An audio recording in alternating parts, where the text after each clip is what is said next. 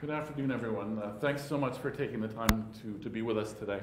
I'm going to keep this really brief because I really want to get you guys an understanding of who we are as a company, what differentiates us, and then we'll jump right into a demo. Very quickly, some introductions. I'm Stan Wendt. I'm the Regional Director for Higher Education Canada. I'm actually local, so I live 10 minutes from here. I live in Grandview, Beatrice. My kids play, my daughter plays Oshawa Lady Generals right here at Campus Ice Center. My son plays in the OCHL. So naturally, I have a vested interest in working with your school. It'd be such a privilege to count UIT as one of our clients as well.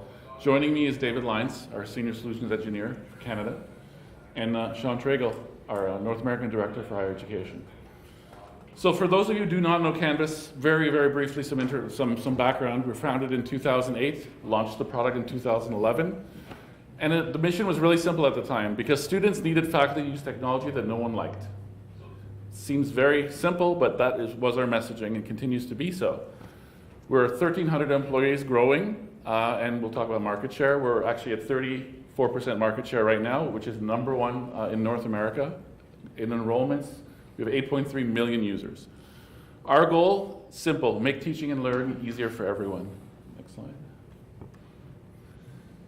You probably recognize some of these clients. We have 8 of the Ivy League schools. Princeton's the only holdout, and promise you we'll get them. But for right now, we have 8 Ivy Leagues, 61 of the R1 institutions in North America. That includes in Canada, University of British Columbia, University of Toronto, Schulich School of Business at York, Ivy Business School and Lethbridge College. Internationally, London Business School and Oxford, just to name a few. We really believe Canvas speaks for itself, so I'm actually going to pass it on to David right now, and he's going to walk you through a demo. Thank you, sir. So for our online folks, for anyone who's maybe watching the recording of this, we don't have a way to get your questions in audio while I'm presenting, but we want to make sure we collect those questions, that they get answered either during the presentation or after the fact. So the email to send those to is ask.it@uoit.ca. So any questions that go there, if we can, we'll incorporate them into the presentation. If not, they'll all get addressed by email after the fact, so we don't want anybody's questions to be left out. For folks that might be interacting, asking questions, I've been with the company for about 3.5 years. I've been in higher education my entire career before I came to Instructure. So any technical questions on the product, any pedagogical questions about using and teaching with Canvas, please bring that stuff in. We're happy to get those answered. So I'm going to start right here on my dashboard. Everyone has the same Canvas dashboard because this respects my different enrollments. So if I am a teacher in biology and a TA in business telecom and a student in intro to psych, I get the correct level of access as I go into each of those. So if you are wearing multiple hats, if you're doing multiple things at the same time, you don't have to log out, log in, log out, log in. You have access to all of your courses with all of your kind of correct permissions as you go. And we've combined those roles in a few different places, and one of them right here on the dashboard is the to-do list. So I happen to be an instructor in all of these courses, which means I'm seeing grade this quiz, grade this discussion, grade this assignment. But if I was a student, I would see submit this quiz, submit this discussion, submit this assignment. And these are all live links. So if I press on any of these, it takes me directly to that item where I either do my grading or I do my submission. And because I have the ability to have my roles combined, if I'm a student in one course and a teacher in another, I'll still see these combined items. So submit this, grade that. Before we go into a specific course, I'm going to come to my calendar. The calendar is another part of Canvas that's kind of set up to be a global level. So when I look at my calendar, I'm seeing a different calendar for each one of my courses, very much like Google Calendar or an Outlook calendar. The colors that were on the dashboard have carried across here. Those icons that were in the to-do list have also carried across here. So I can see that this is an assignment, that's a quiz, I have a discussion over here, right? I know exactly what type of content I'm looking at. And I might want to see some details, and if I press on one of these items, I can see the full assignment instructions or the full discussion prompt or the full quiz instructions, whatever it might be. And because I'm the instructor in this course, I can actually edit or delete these items from right here on the calendar. Or if I want to, and I need to make the most kind of common change where I need to update a due date, I can find an item like this quiz, for example, and just click and drag and drop that. And when I do that, a few important things happen. One is that I've made that change here on the calendar, but that has cascaded everywhere in Canvas that due date exists. So my to-do list has been updated for my students' calendar has been updated, their modules have been updated, their syllabus has been updated, and they received a notification that change has been made. So whenever I catch myself typing a due date by hand, I just remember that Canvas is going to show the correct due date to my students wherever they look, and I don't have to ever write that out manually. I can always just rely on it to have the correct date anywhere if it's anywhere set. I can also, since I know we're a Google Apps campus here, if I want to see my academic life sort of side by side with my personal life or my other professional responsibilities, I can feed this calendar out to Google Calendar. So if I don't want to use the calendar in Canvas, if I don't want to use the calendar in the Canvas student or the Canvas teacher app, if I want to see these things side by side, I can feed this out into Google Calendar, and now any changes that happen in Canvas are going to automatically show up on that external calendar as well. And that's ongoing. So once that connection is made, it continues to update forever. So let's go back to the dashboard. I'm actually going to go into my Intro to Psychology course here. So what you're seeing here is the homepage for this course. I happen to have my homepage set as the syllabus because there's a few little convenience things I like on here. One is the to-do list is now scoped to just this course. So if I'm teaching this course, I'm seeing just items that I need to grade in here. If I'm taking this course, I'm seeing just the items I need to submit for Intro to Psychology. I have all of my syllabus content up here at the top. And then at the bottom, many of you, most of you, possibly all of you, probably have a Word document, a PDF, an Excel spreadsheet, someplace where all of the due dates for your course are listed out. And if you make a change in the LMS, that gets completely out of sync with what you have in that document. So in Canvas, we're actually just creating that table for you automatically. And if I make a change anywhere, I know it updates everywhere, so I don't have to come in and manually update my syllabus. When I did that drag and drop on the calendar, I know that it came here and updated my syllabus as well. And if I have a department head who requires a copy of my syllabus, if I have a student who is demanding a paper copy of my syllabus for some reason, I don't need to maintain multiple copies of this, because if you print this syllabus page, we will intelligently remove all of the browser and navigation nonsense, and you get just a nicely formatted document with just the syllabus content and then that course summary table at the bottom. But what about all this stuff up here, this stuff at the top? How did all that get there? So for that, I'm actually going to come in and create an announcement. We're going to say, welcome to the last session of the day. And the reason I can create an announcement to talk about my syllabus is because this tool that I create this announcement with is called the Rich Content Editor, and this is the same throughout Canvas. So if I'm creating a syllabus, if I'm creating assignment instructions, if I'm posting to a discussion, same tools, same buttons, same order, and some of these buttons probably look familiar. I can make text bold and italics. Right? If you've written an email or made a Word document in the last 20 years, several of these should look quite familiar. But we call it the Rich Content Editor because we want to make it easy to get rich content in here. So for example, if I want to pull in a YouTube video, I could go to YouTube, find the video I want, get the embed code, come back, switch to the HTML view, copy paste, run the risk of messing that up, then having to delete all the code and making sure I don't delete any other content. Or I could just say, I need a YouTube video. I happen to want a YouTube video about pandas in my course. And then I can preview any of these videos. If I see the one I know that I want, I can just hit the embed, and then it just drops it right in. I don't have to go and mess with embed codes. I don't have to switch to another browser tab. I can just say I need that video in my course, and it drops it right in. Similarly for files, if I want to upload a file, I can. If I want to use any of the files I've already uploaded, I can drop this PDF right into my content here.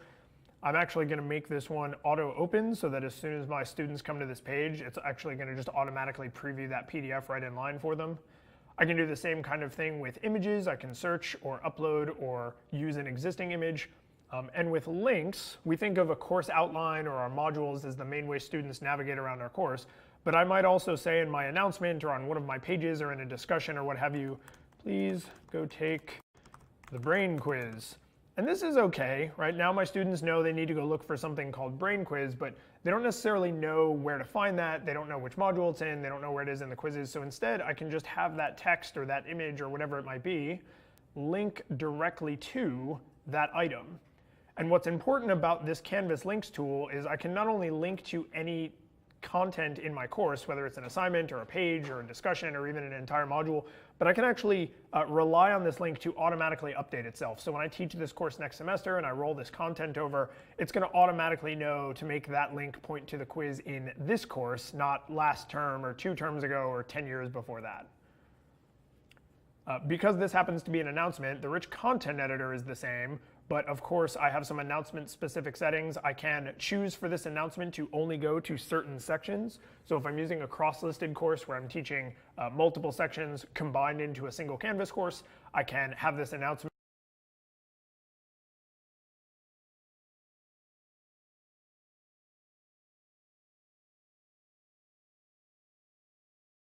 allow them to comment directly on this announcement, or even just allow them to throw a thumbs up on this if I want to collect some feedback. So let me go ahead and save this. I'm going to play. Don't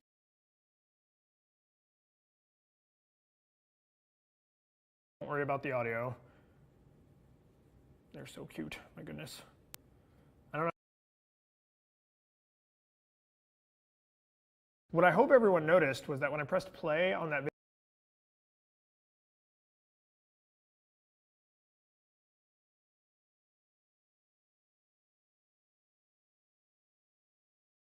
we do that is we know that there's lots of great content on YouTube. We know lots of instructors use YouTube to host their own videos, or they're pulling videos from other institutions that share things publicly. And we want folks to feel confident using this external material in an academic setting where students aren't being encouraged to switch their insurance provider and they're not being encouraged to go watch other unrelated videos. Underneath that, I have my syllabus document in a PDF here that I've embedded. And what's great about this document viewer right here is in a browser, this probably looks like a pretty familiar experience because we're used to being able to view PDFs in a web browser. But because Canvas is actually rendering this, I can render PowerPoint slides, I can render Excel spreadsheets, I can render Word documents, right? Any of these kind of common document formats. And this will all render on a mobile device as well. So I'm seeing it here in the web browser, but if I was in the Canvas student app or in the Canvas teacher app, because Canvas is handling the display of this document, it'll display on mobile just like we would expect it to display on the desktop as well. And then underneath that, I've got my little link to the brain quiz there. 2 more things I need to share with you about the rich content editor. One is when students are creating content in Canvas, whether they're posting to a discussion, they're submitting an assignment, they're creating their own pages and other resources, they get the same rich content editor, same tools, same buttons, same order, just like we would have as instructors. Our founders were students, and we believe very strongly in empowering our learners. They far and away outnumber us. They're creating way more content in the LMS than we create just because of their numbers. And that means there's a really good reason, pedagogically and just in terms of sheer user base, to accommodate them with the same powerful tools that we have as instructors, they have as students. The other thing that's baked into our rich content editor is the Canvas accessibility checker. So I've come to my ugly Canvas page so that I can click on the accessibility checker here and show you built into the rich content editor, which means it's available to teachers as well as students, is the ability to check all of your content on that page for possible accessibility issues. And if you're not familiar with web accessibility standards, the important thing to remember here is these are guidelines, not hard and fast laws. And what that means is we don't want to change your content for you because there's no right way for content to be. We want to provide you with the information about why this is potentially an issue, how this might potentially impact someone who is trying to access this content, and then allow you to make the necessary fix right in line. So if I click next through these, it's explaining why each one of these things is a problem, how I might fix each one of these issues. And then when I get here to this image, even if you aren't familiar with web accessibility, you may have heard of alt tags, which is kind of the alt text that shows up for an image if someone is blind or if they're using a screen reader or some other assistive technology. And this is a great example of why we don't just change your content for you. I worked a number of years ago with an art history instructor, and she realized that for some reason all of her students were getting 100% on her knowledge check quizzes. And what she realized was that she had very, very helpful alt text that said, next to a question, who is this smiling Italian woman? And then the alt text would say the Mona Lisa. And where is this crumbling ruin? And then the alt text would say, it's the Parthenon. And that's a little too accessible, a little too helpful. So we want to encourage folks to use these tools, but understand when they might actually deviate from those rules. So I'm going to leave my ugly page, and I'm going to go into my modules. Canvas modules are not the only way to organize a Canvas course, but when I teach, I always use modules. I always encourage the faculty that I train to use modules because you get a lot of nice organizational conveniences sort of automatically here. So I can chunk my course up into lessons or chapters or projects or weeks. However I break my courses up, I can label my modules that way. And then inside of a module, I can have as much or as little content as I like. And you can see that consistent iconography has come across here, so I don't have to name my discussions discussion dash whatever. I don't have to name my assignments assignment colon whatever. I can just have the title, and I can see what type of content it is by the icon right next to it. I also get the due date and the score automatically directly underneath this, and if I make a change to that anywhere, I know it changes everywhere, so I don't have to come and update it on the modules. I just know that it's always going to show the correct date. Down here at the bottom, I have a module set up to use some what we call prerequisites and requirements. So you probably set up courses that are using date restrictions before, so you have, this stuff is due on Friday, and then new content opens the following Monday, and on like this. But I might want to actually have my students complete certain material, maybe access this page, maybe post to this discussion, and maybe I also want them to take this quiz and then even get a certain minimum score before this module is considered completed. And then I can even make them go through those requirements in sequential order if I want. So I can have a Canvas course that's structured in modules and that's wide open and students can access the content whenever they like. I can start to restrict that with dates using the lock until and access dates on individual assessments. And then I can also further restrict that with these requirements where students can't just allow time to pass. They actually have to access content, submit certain content, or even get certain minimum scores on content. So you have a lot of flexibility in sort of how your learners start to move through that course. And we can see, if we go into this assignment, where we've sort of started to fill in the space between those two extremes. So on the one hand, you have a completely open, hippy-dippy course. They can take the final on day one if they want to. On the other hand, you can have a super lockdown course. Everyone must do A, then B, then C, and go through these certain gates in this certain order and meet these certain performance metrics. But we've thought about sort of what the space in between those two things looks like. And the way we've started to do some experimentation there is with this tool we call Mastery Paths.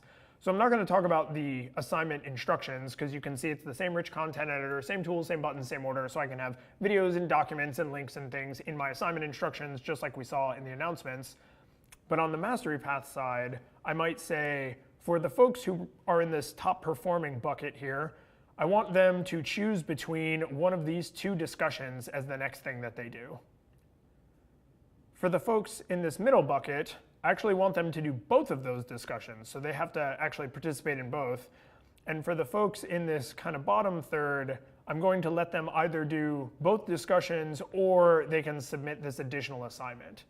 And the way I like to think about this is there's two ways to use Mastery Paths. There's the million branching, forking paths in the woods where we all start at the same place and we all end up somewhere totally different. And then there's the racetrack model. And I think that's really the best way to apply Mastery Paths is if you imagine a racetrack and there's the pit where someone can go if they're having, their tire went flat, they're having engine trouble, they need oil. That's there for the people who need it. So you imagine this bottom group, right? They're falling behind a little bit. They can kind of go off into the pit. They can get the help they need, and then they're back on track. So instead of many branching paths that branch off of other paths and on, I have this more like just-in-time support for the learners that need access to that extra material, whether it's remedial material or additional work to help them kind of get engaged and get back on track. And I can also think about this for my top tier learners. I might expose them to additional challenging material that's going to let them push their learning forward, make sure they stay engaged because they're being challenged. And this is something that I just set up, and then as my students are being evaluated, they automatically slot into this correct mastery path. It's not something I'm ever having to do by hand. And most importantly, from the learner standpoint, they don't know which one of these buckets they're in. So they're just seeing the content that kind of meets their level. So if they're seeing some remedial content to sort of help them get back on track, as far as they're concerned, that's just how the course is. If they're seeing additional content that's trying to challenge them and give them extra work so that they can push themselves a little bit, as far as they're concerned, that's just how the course is. But nobody sort of knows that they've gone off onto one branch or another. But I, as the instructor, of course, can always see who's on each mastery path. Back on the details side of this assignment, I again, of course, have some assignment-specific things underneath my rich content editor.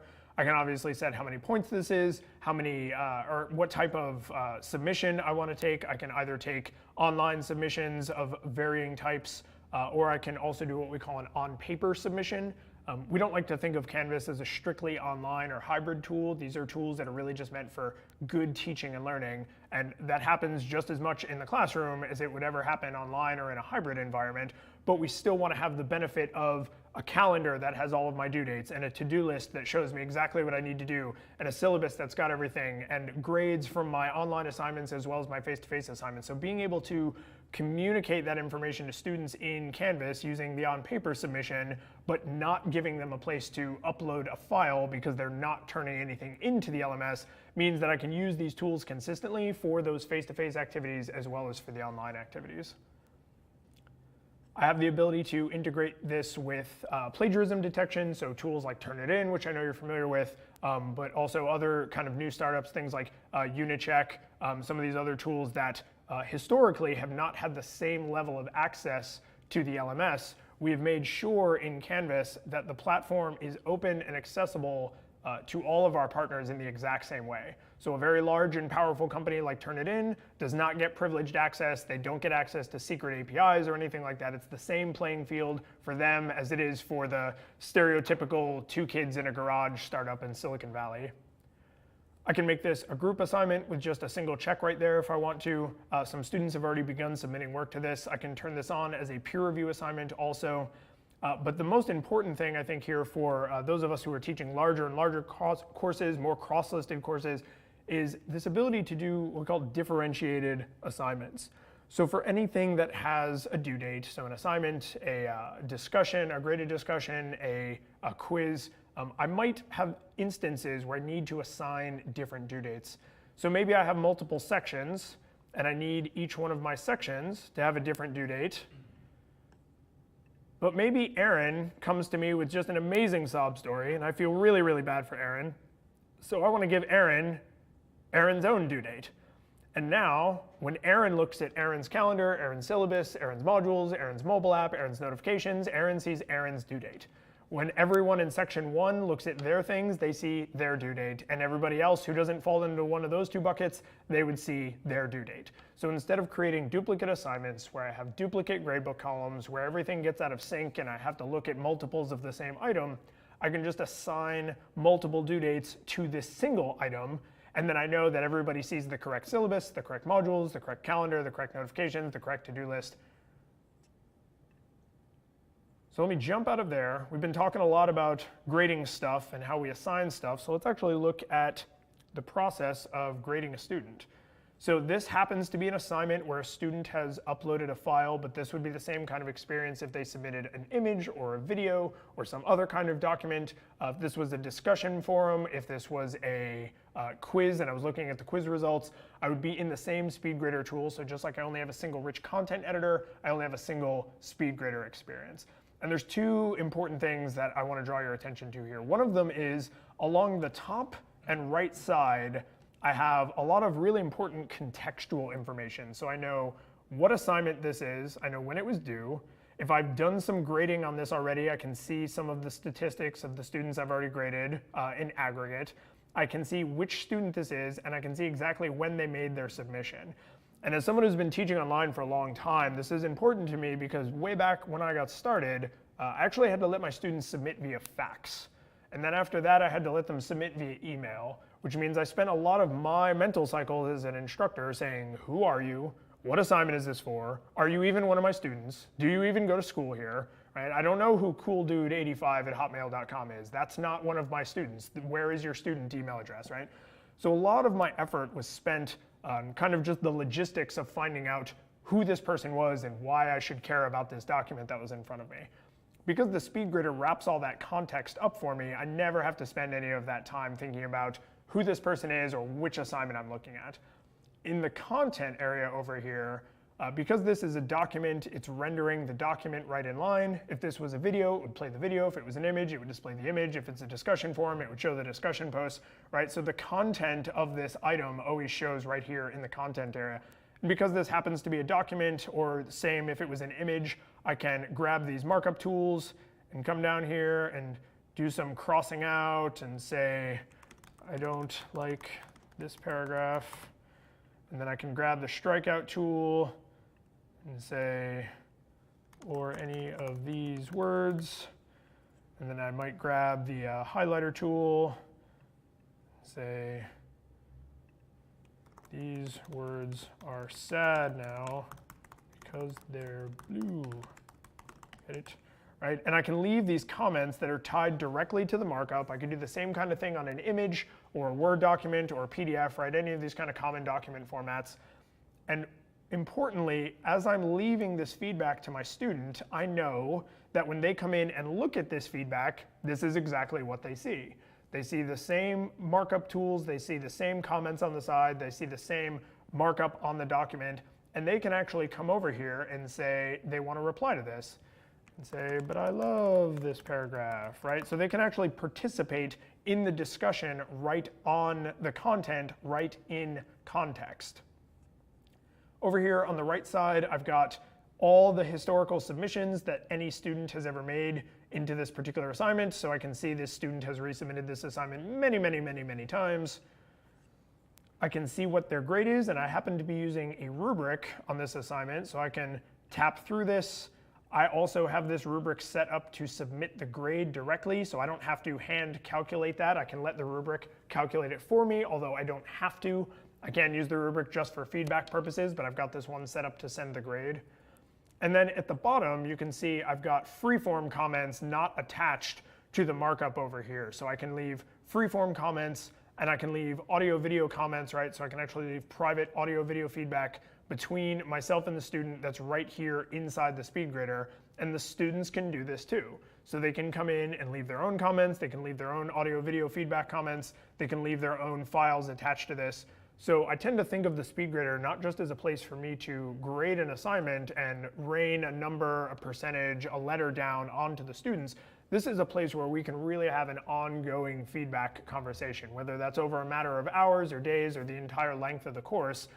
I can spend all of the time that I spend in here on my student, their content, and getting them good feedback, and not on who are you, what is this, and why am I supposed to care about this, right? So all of my mental energy kind of focused on the important work. So we just looked at grading, which always, of course, brings up the question of grades. And I always tell people that my favorite thing about the Canvas gradebook is how little I think about the Canvas gradebook. I've taught in 8 or 9 different LMSs now. I've supported even more than that.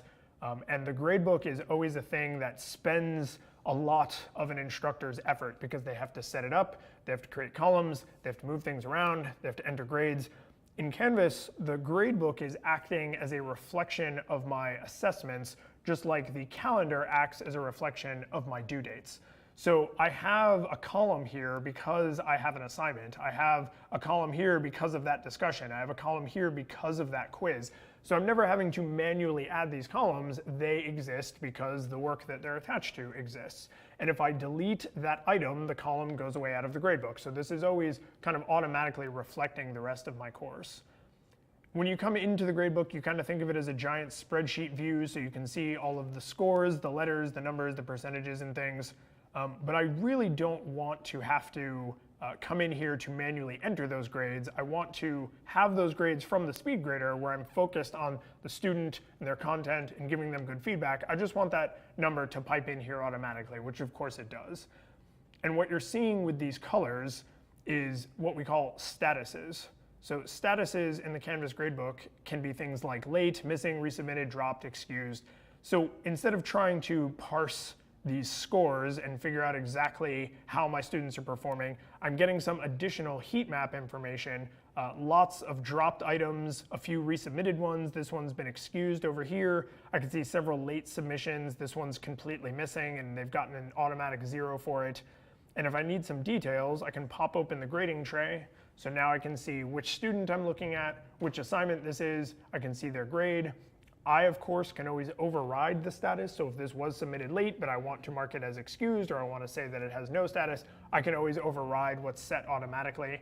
And then those comments that were in the speed grader are also available here in the gradebook. And if I add comments here, they're also available in the speed grader. So I don't have to worry about these two feedback channels getting divorced from each other, because really they're just two different places to enter comments between myself and the student. And if you're noticing this late penalty right here, we have this notion in Canvas of late policies. And I can do two things here. I can automatically apply a grade for a missing submission. So I can say, if they don't make a submission and the due date arrives, do I want to give them a grade automatically? And I can say, if they make a late submission, so after the due date, but before the final cutoff, if I've set a final cutoff date, how much do I want to deduct and how often do I want to make that deduction? And this is an important thing for us in the student experience because no student, no instructor, no administrator or support person should ever look at this grade and say, I don't know how that number got into this box. So I, as the instructor, want to grade the student, evaluate their work, and then I want the computer to do that kind of late penalty for me. And more importantly, I want the student to know that this has happened. So I gave them a 14 out of 20. They were late, so they got minus 0.4, so their final grade is a 13.6. And this is exactly how the student would see it as well. So there's never a question of how did this number get into this box? Why do I have this grade, right? All of this is clearly communicated to the instructor, but also to the student as well. If I need to, I can import or export my gradebook. But what I've found since I've been teaching in Canvas is I'm doing my grading through the speed grader on the web, or I'm using the Canvas teacher app to do grading from that interface. And because the grades just automatically go into the gradebook, I'm not needing to sort of interact with the big traditional spreadsheet. But if you have a good reason to, or you want to, or you need to, you can of course pull this data out. But the last sort of faculty favorite feature I'll highlight in here is this notion of message students who. So I can say for any of my assessment items, I want to message all of the students who meet one of these criteria. Let's say scored less than a 15 out of 20. And now I'm seeing all of the students that meet that criteria, and I'm able to send them a message like, please resubmit if you'd like to get a better grade. And now, importantly, each of these students is going to get a private message, and I don't have to figure out what their email address is. I don't have to figure out who this population is, and then get their emails, and then copy and paste them in Gmail, and then realize I accidentally pasted them in the to field when they should have gone in the BCC field, and now I've violated their privacy. I know who I want to message. I know that they're going to get a private message because I cannot send a group message. This will only send a private message. And I know that each one of these students is going to be notified in a channel that works for them. So they're all going to have their email by default. So this message will go out from Canvas and they'll get a default email notification. But if they're using the Canvas student app on their mobile device, then they're also going to get a push notification. Maybe they've added a phone number and they're also going to get an SMS, right? They might get all of these things or just some of these things. But I know as the instructor, this is the message I want to send. It goes out through Canvas. It's logged in the Canvas inbox. And then I know that my students are going to be notified in their email as well as any other channels that they've set up.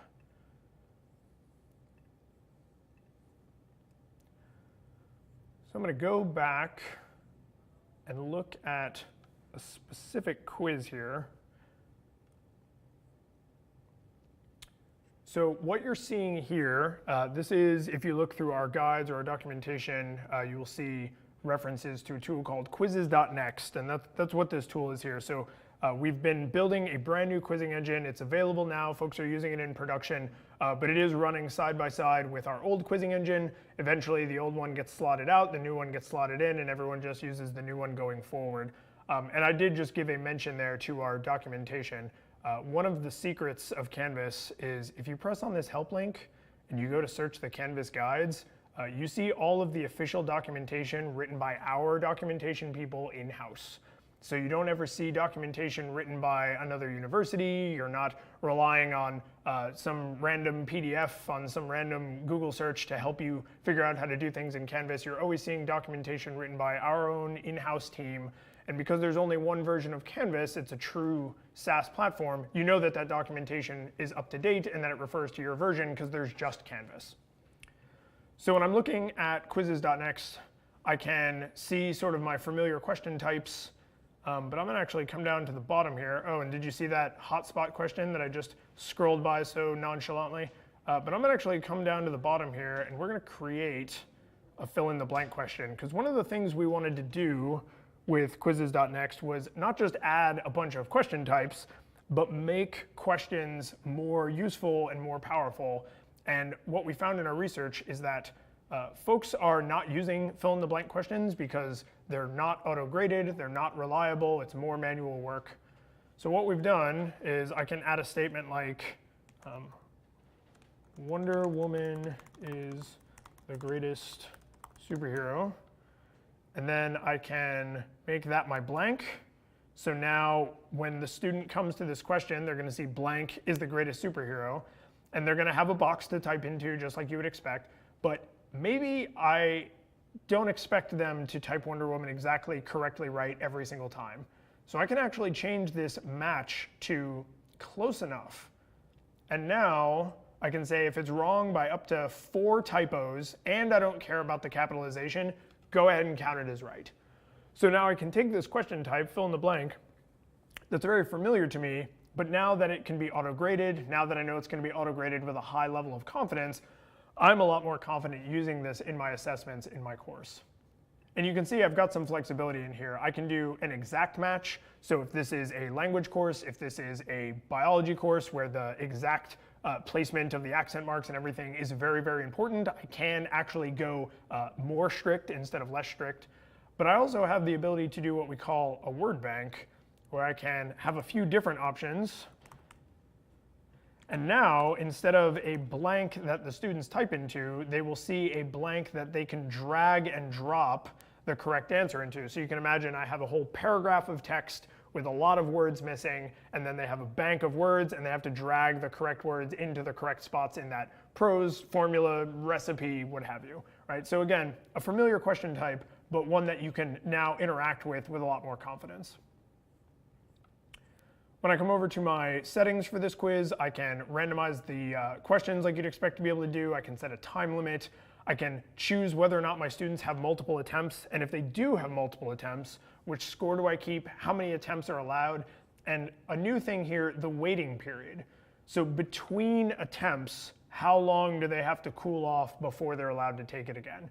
So ideally, I would love my students to take the quiz, engage with some of the feedback I provided, and then take it again, but not just take it again, take it again, take it again, take it again, right, and try and brute force the correct answers.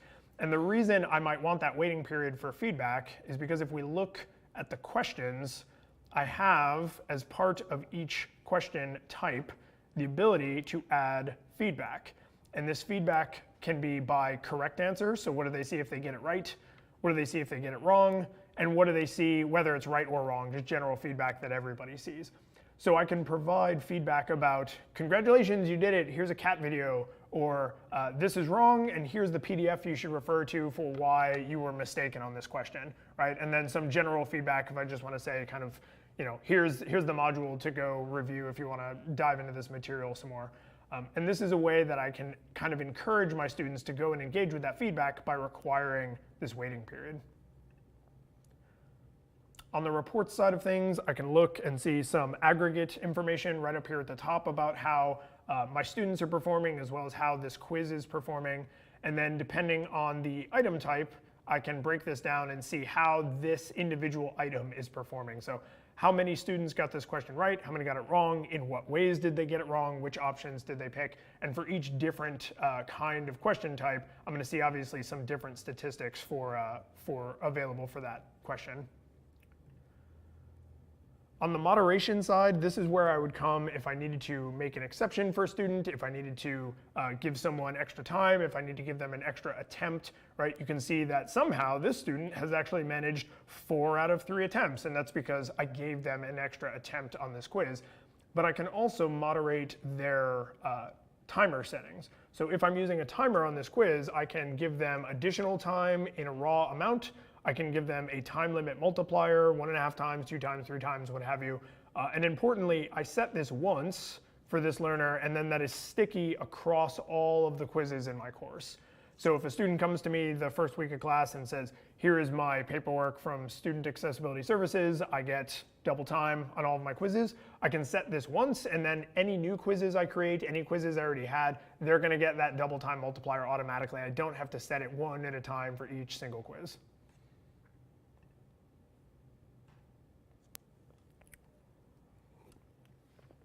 So I've jumped back out of my quiz editor. I'm back over here in my modules, and I want to take a look next at the people tool. Because we saw announcements, right? How I can send out kind of a general course announcement or to a specific section.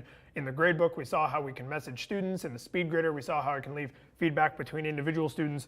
But students are often needing to collaborate and communicate with each other.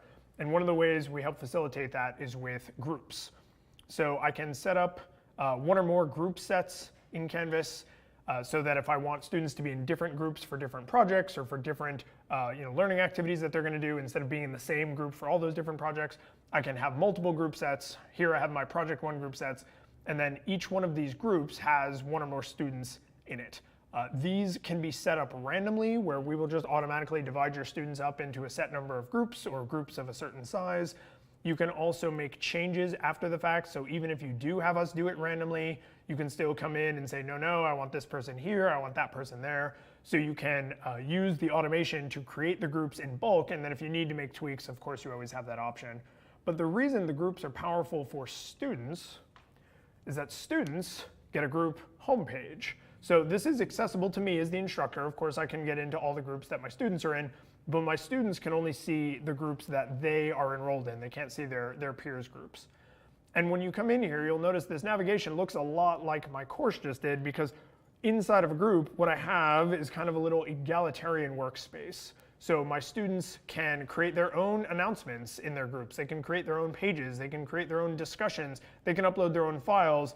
And they also have these 2 tools, conferences and collaborations, where built into Canvas is our web conferencing tool, Big Blue Button. And when I start one of these conferences, this should be a web conferencing tool like you're very much used to seeing, not that different than the one we're using right now. So I'm not going to turn on my webcam and microphone because it might interfere with the stream. But what you'll see here is an area in the middle where I can do whiteboarding or screen sharing. On the side, I can share webcam and microphone, and on the right, I can do text chat. So I can create this for my students, where I invite them to virtual office hours, where I invite them to a one-on-one, where I invite them to a group project meeting. But my students also have the ability to spin these conferences themselves. They can create this and invite their peers or invite their whole group, or use this as a way to communicate inside Canvas. So this is something that they have available to them, just like I would have it to create on their behalf. Similarly, under the collaborations, I have the ability to create Google Docs, slides, or sheets from directly inside of Canvas. So this will automatically handle the permissions and the sharing. And then when the document pops open, it's going to look and function exactly like any other Google Doc, right? So I'm using these tools that I'm already used to, right? I have Canvas and I have my Google Drive, but I don't want to manually copy and paste email addresses. I don't want to have to manually manage permissions. I just know that if I'm in a group or if I'm interacting with my instructor or one of my peers, I want Canvas to just handle sharing that document with the right people, and then I can focus on that content I'm creating, that assignment I'm getting ready to submit, whatever it might be.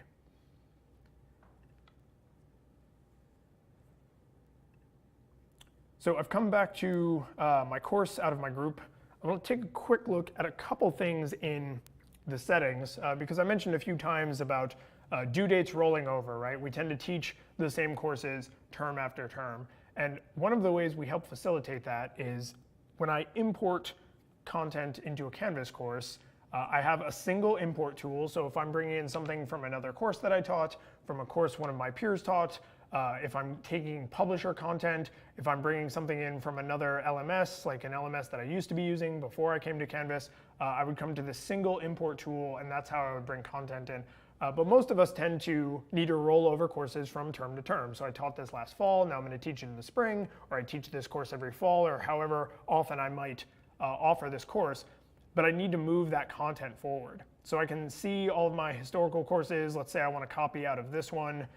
I can decide to either bring all of the content, or maybe I just want some of the content.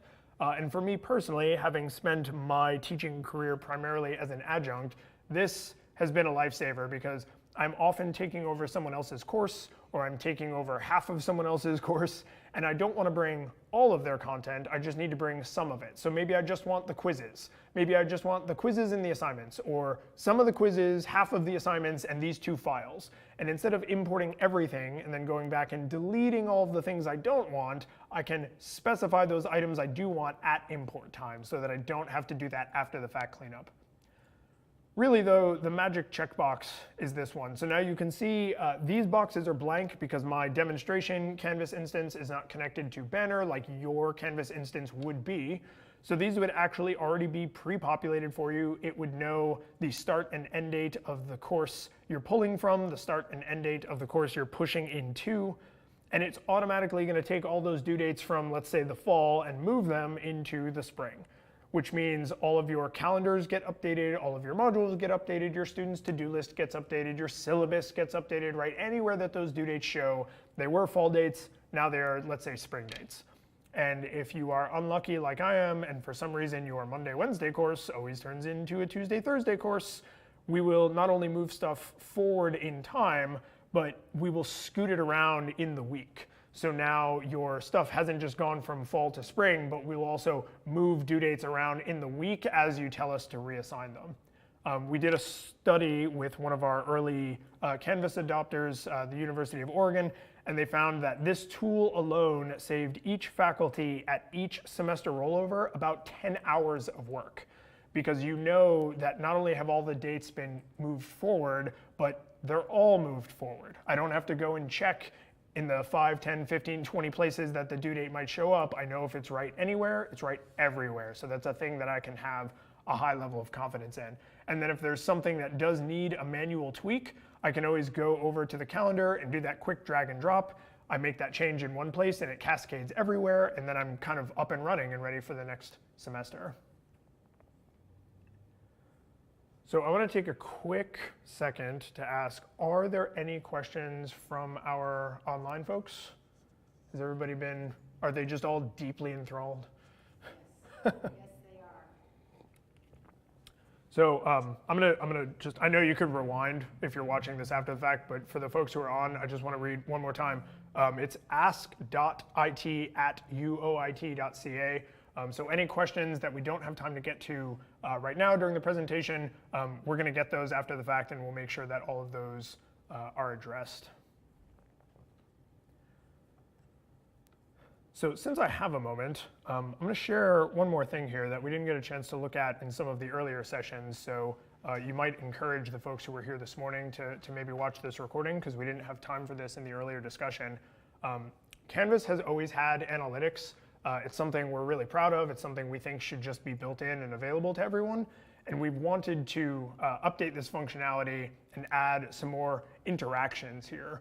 So when I look at the new analytics tool, which is in production now, it's available to everybody who's using Canvas. It will eventually replace the old analytics tool, just like the new quizzing tool is going to replace the old quizzing tool for everybody for free. This is showing me some useful aggregated information, so I can see individual items and how folks performed on those items, right? So I can see a breakdown.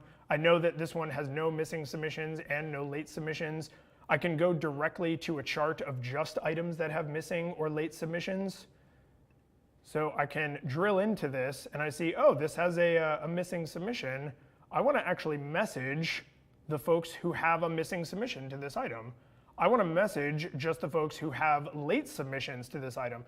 Maybe I need to reach out to folks who have between a 60 and a 70 on this and let them know that they can resubmit and try and get a slightly better grade. And I love this score range feature because this is a great example of us working with our community. We have great designers, we have great engineers, we have great product people, we have a lot of smart people that work at Instructure, and we're very lucky for that. But the reason we're able to implement a lot of the things we are is because of how much we talk to real teachers, real students, real administrators that use these tools to teach courses day in, day out, every single day.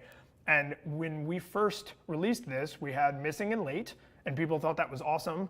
And then a teacher said, oh, I'd love it if I could just message students in a certain score range and say, hey, did you know you could resubmit? Or, hey, this is some of the best work I've ever seen. I would love to have you peer mentor someone in your course.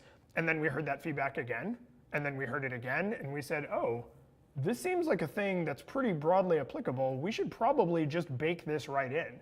And so now you can do late, you can do missing, just like we saw in the gradebook, and we've added this score range option as well, which we collected from real feedback from real instructors who are teaching real courses in Canvas. I can do that messaging up here at the aggregate level as well, so I can say I just want to message the entire course, not just for a specific quiz or assignment or discussion. And a little touch that I love is as this chart is updating, down here I'm also seeing this table update. So right now there are 16 students represented here, but if I change this, now the table just has the one student who's represented up here, so I have this nice tabular view that's showing me Jin, her grade, how much of her work has been on time, when her last interaction and last activity was. If I need to message her, of course I can do that. If I need to pull this data out for academic integrity reasons, for support reasons, if I just need this data in a log somewhere for some reason, of course we always want to make that data portable and extractable as well, so I can pull that data out as a CSV from right here. Should just do a to-do list since we have time. Yeah, I could. So I'm going to, since we have a couple minutes here, I'm going to log out as a teacher person, log out or log in as a pretend student person, because this pretend student person is benefiting from a brand new version of the dashboard we have just released. This is only available for students at this moment. This is coming to teachers in the near future, but we saw an opportunity to really serve our student population, so we started with them. So instead of the card view that we saw as the instructor, this student has opted to use the list view, or what we call the student to-do list. So now I'm seeing an entire view of my courses focused entirely on what do I need to do, when do I need to do it, have I done it already, right? I can see that I have some completed items here that have already been graded, right? I can jump right to that feedback and see how I did on that assignment. I can see my course level grades from here, but I can also see any notifications that I have missed assignments. I can see any notifications that I've previously dismissed that I'm choosing to ignore if I want to go back and look through those historically. But this is another one of those places in Canvas where we observed real students taking real courses, we talked with real students taking real courses, and as much as we as instructors and instructional designers would love to think that our students sit down and they turn to page 1 of our course and they go through, and then they turn to page 2 of our course and they go through, they really don't. They're busy, they're taking multiple courses, they're working, they have families and lives and other things going on, and what we find is that they are living their life almost entirely through their to-do list. So having the ability to see their courses in this to-do list where they can check things off, where things get checked off automatically as they submit them, and where they can even add their own to-do items that show up on the syllabus, that show up in the calendar, that show up on their to-do list just for the student, whether it's attached to them personally or to a specific course, is something that we found really kind of helps empower our students as they're going through our courses. On the teacher side, when we think about what it's like to use our course as a student, let me switch back to my teacher person here. I'm sure that typing was dreadfully loud through my microphone, so I apologize to our remote friends.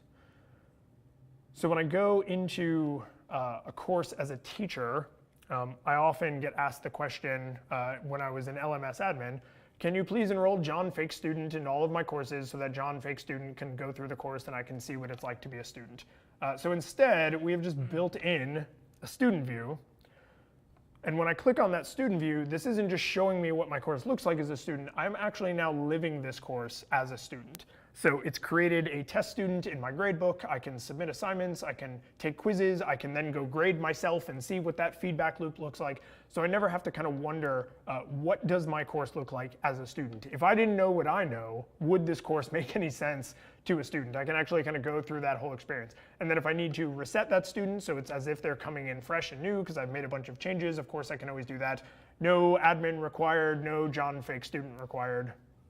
And while I'm here in the student view, the last thing that I will share, I think, before we wrap is when I look at my grades as a student, I'm obviously not seeing the giant spreadsheet view. What I am seeing is my grades and the items in this course that are being graded. Weighted grading happens to be used in this course, so I'm seeing how I'm performing in each one of these categories as well as my total grade. But there's an important thing that's happening on the score column, which is that I can come in here and insert what we call a what if grade. So I could say, what if I got a 15 out of 20 on this? What if I got a 7 out of 10 on this?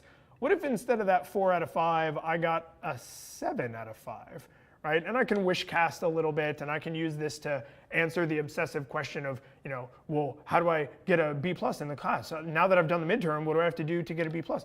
But what I think makes this really valuable to students is that these what if scores are actually sticky. So if I come in on day one and I put in a bunch of numbers, those are going to stay throughout the course as real grades slot in. So what I encourage my students to do is to use this as a planning tool. And I tell them during the first week, think about what grade you want to get in this course. Is it a C plus? Is it an A plus? Right? Do you want to just barely squeak by with a C minus? And go in and enter the scores you would need to get to have that final score you want. And then as real scores slot in, they can use this not just as a, what do I have to do to keep up? What do I have to do to keep up? They can actually use this as a planning tool. And they can use this to project out what they need to do to get the final grade in my course that they want to get.